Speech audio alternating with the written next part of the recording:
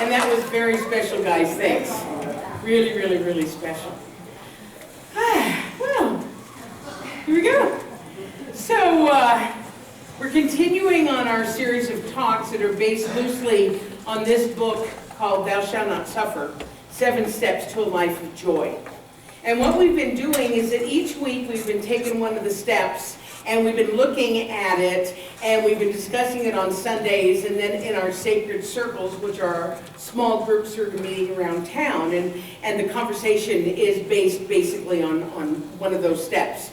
And so let me ask you a question. Let me see a show of hands if there is anyone here who would not like to have more joy, more happiness, and more delight in their lives. Yeah, I didn't know. Really? No, I didn't. Really? No. Because the truth is, if you don't want more joy in your life, then you probably don't really understand the concept of spiritual living. Because living spiritually does not mean that we walk through life really solemn and really serious and really sad or sorrowful. Living like that is not honoring that which gives us life, that which breathes us, that which lives and moves and has its being in us and as us.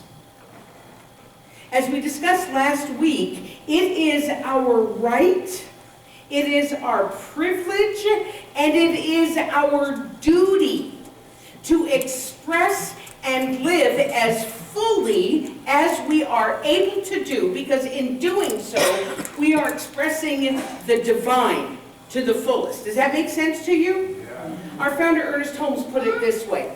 He said, the impulse of the Spirit to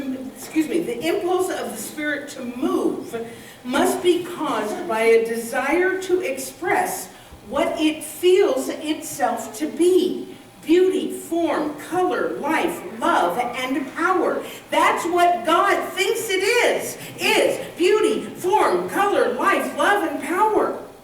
All things else we find in the manifest universe are attributes of the Spirit and are caused to spring into being through the Word because, and this is the key, Spirit wants to enjoy itself. Yeah? Can I get a woo and a hoo for that?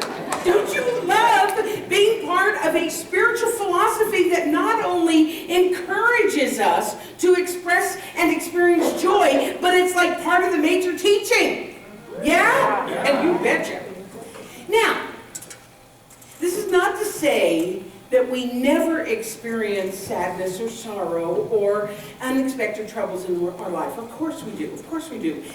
It's part of life as a spiritual being having a human experience. Sometimes that human experience can be really challenging. But what I'm saying instead is that joy is our natural state. And when we remember that joy is our natural state, even in the times of trouble, even in the times of sadness, knowing that joy is our natural state, it gives us a sense of hope that this too shall pass. Alan Cohen, you remember, he wrote a book called Joy is My Compass. And he wrote, don't postpone joy until you've learned all your lessons. Joy is your lesson. Joy is your lesson. So as I said, the purpose of these talks that we've been doing is to learn how to make joy more welcome, to allow it in.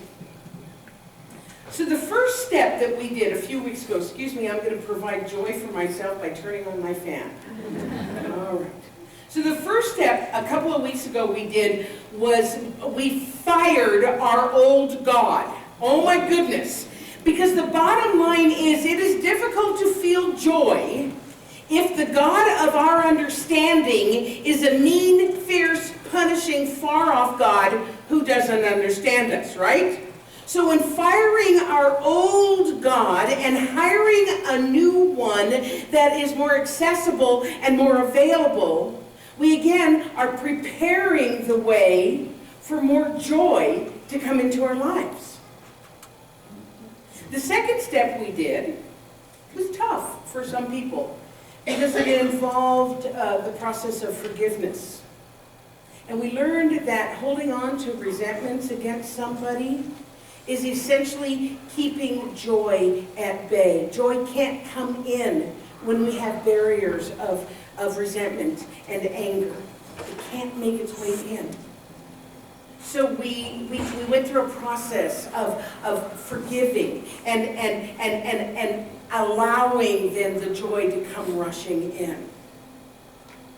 Then last week, we did some self-loving. Remember that? We hugged ourselves and we went, wonderful, wonderful, wonderful me. Do it again. Come on, play with me. Hug yourself. Wonderful, wonderful, wonderful me. We talked about how important it is to love ourselves exactly as we are, not as we're supposed to be. Because if we withhold love from ourselves until we deem ourselves worthy, we're going to be waiting forever. Because the bottom line is, if we don't love ourselves now, chances are we will never deem ourselves worthy of that love. And the truth is, we deserve love simply because of who we are. Divine expressions of God, right here and right now.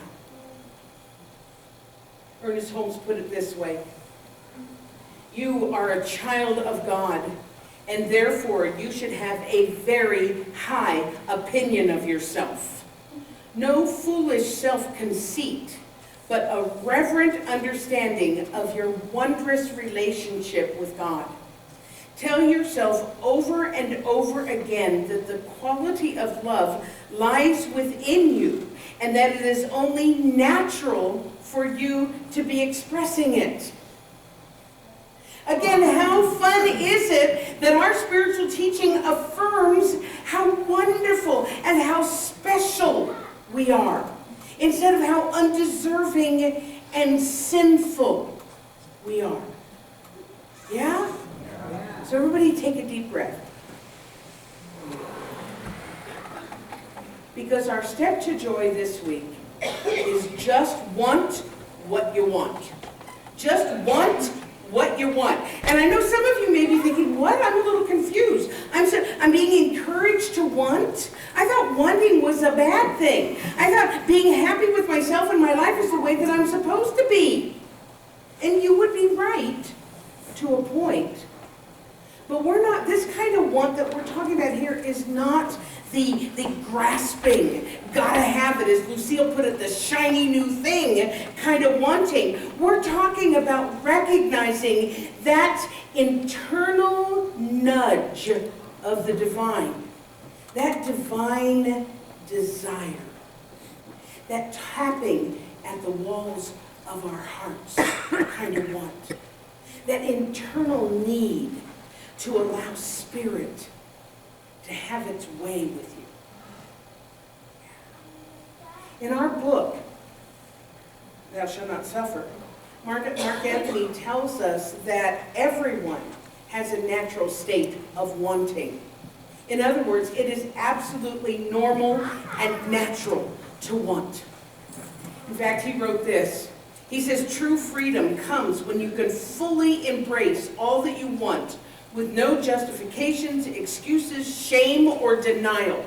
Your body's hungers, fantasies, dreams, goals, visions, and hopes are all a wonderful part of who you are.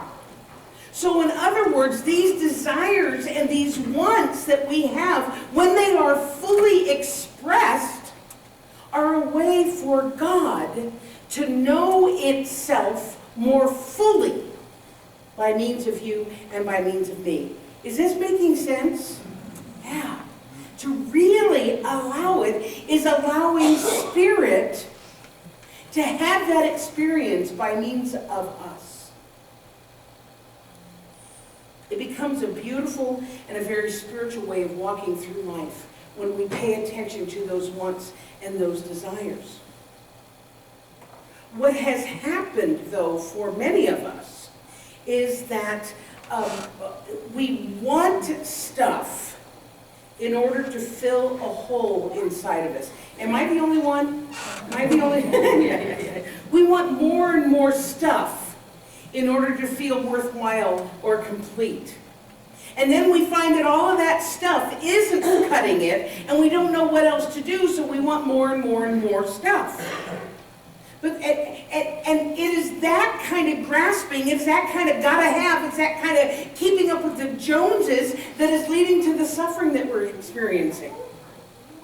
And often these wants, I'm talking about the surface wants, okay? Often these wants are because we have had a divine desire that's been squashed by family, by society, by outside circumstances. For instance, in my life, I always wanted to be a performer. I wanted to, it was in my blood, it was in my heart, it was who I was. I wanted to sing, I wanted to act, I wanted to perform. This was who I was.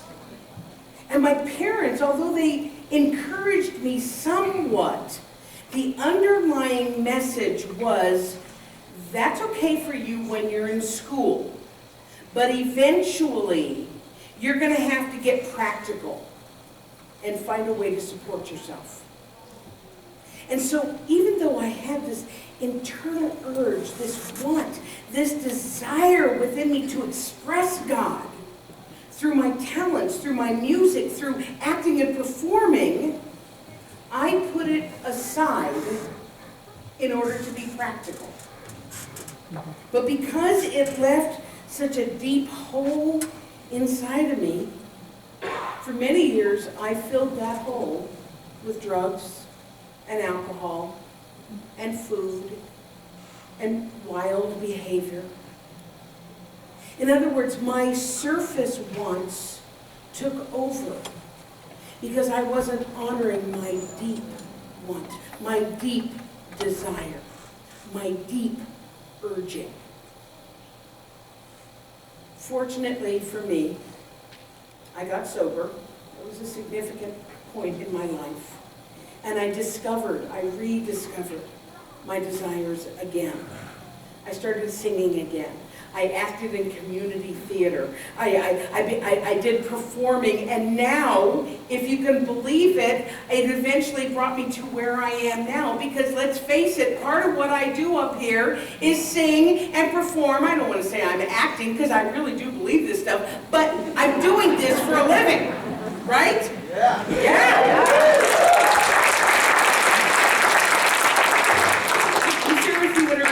He said, every longing and yearning you have ever had, every secret desire of your soul, every constructive ambition you have ever had is a whispering of this life, assuring you that you are one with it. Therefore, every legitimate desire you have is the pushing of this power through you into its own self-expression. In this way, you are in partnership with the divine. In other words, when we want what we want and we act upon those inner desires, we are fulfilling who we are and why we are here. So the question becomes, how do we do it?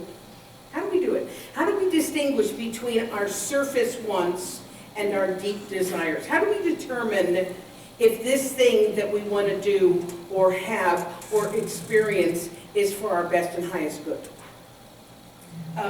We had a beautiful workshop yesterday with the foundations students. We have a foundations class, our basic class, and we got together yesterday and spent hours really delving into spiritual mind treatment, which is our form of affirmative prayer. And part of spiritual mind treatment is getting in touch with what it is that you really want to manifest in your life, right?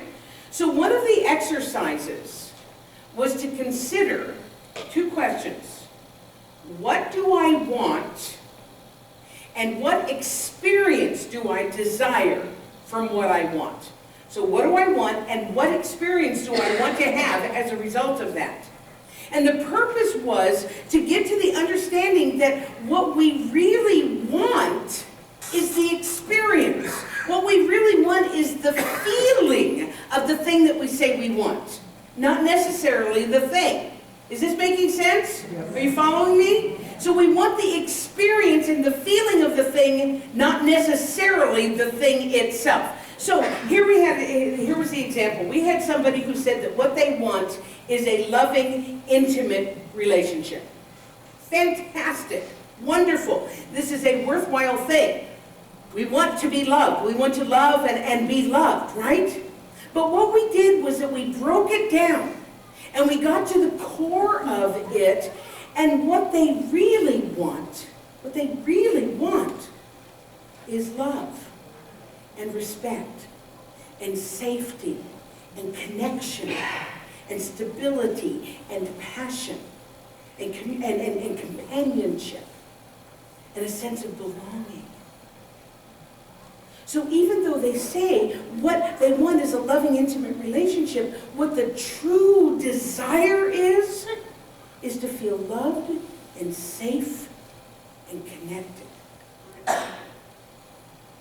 So once we become clear on what it is that we really want to experience, then we make room for the universe to bring it to us in the best way possible.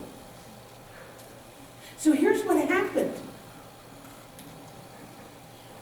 As we're discussing this, we realized, it was kind of mind-blowing, frankly. We realized that all of the qualities that someone might want in a relationship were actually present right there in the room with the other students. In other words, when we were looking at it from an expanded consciousness, from what do we want to experience rather than the thing itself, we realized that love and respect and safety and connection and stability and passion and companionship and belonging were right there in the room with the other students. So yes, when we're working in partnership with the universe, it might be a loving, intimate relationship. And it might take the form of something else, but that still fulfills what it is that we truly desire. Here's how Ernest Holmes explains it. He said, the highest consciousness is not one of possession, but of being. The greater your consciousness of being, the more automatically will the law flow from this consciousness into the acquisition of the things you desire. So the greater our consciousness, the more open we are, the more it allows the universe to bring us what we say that we want. And then it can flow into our lives in the best way possible.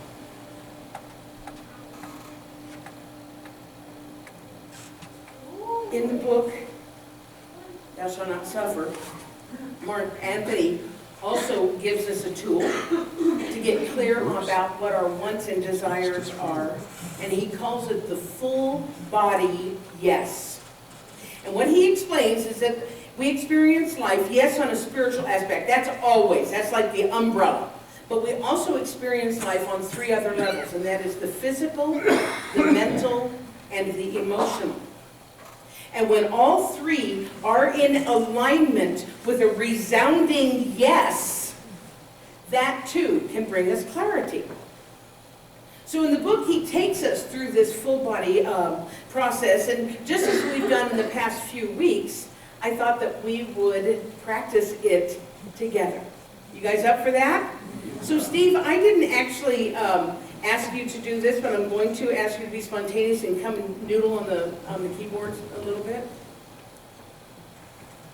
It's nice to have music in the background, isn't it? You're already doing it. All I have to do is say, hey, will you come up and noodle a little bit? You guys get comfortable in your seats. You get your feet flat on the floor. It's awesome. So if you're comfortable, close your eyes.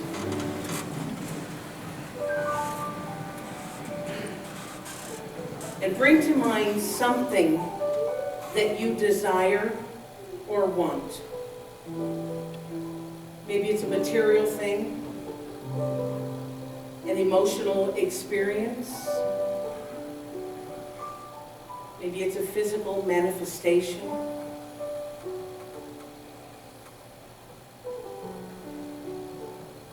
Go within and say to yourself, I am open and willing to hear what is deeply true for me.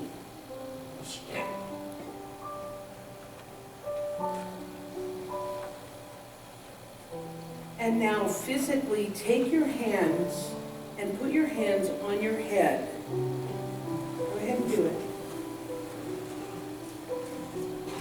And ask the question, mental self, is this I desire for my best and highest good? And then listen for the answer. If it is a yes, the answer will be clear.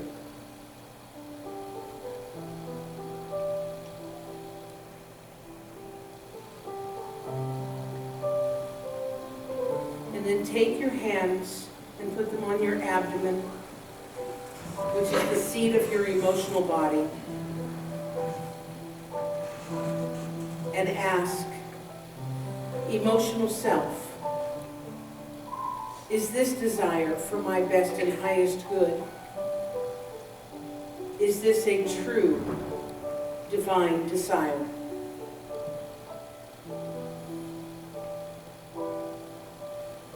Again, if the answer is yes, it will be clear.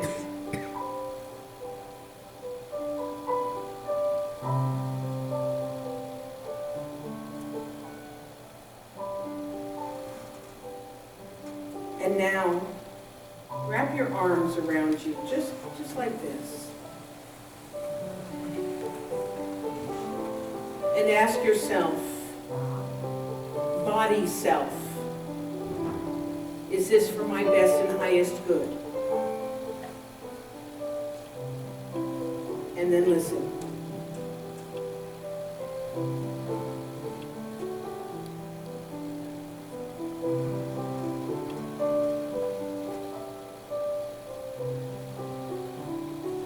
If the answer is yes to that, then you have a full body confirmation that indeed this desire is something that is true and real and for you.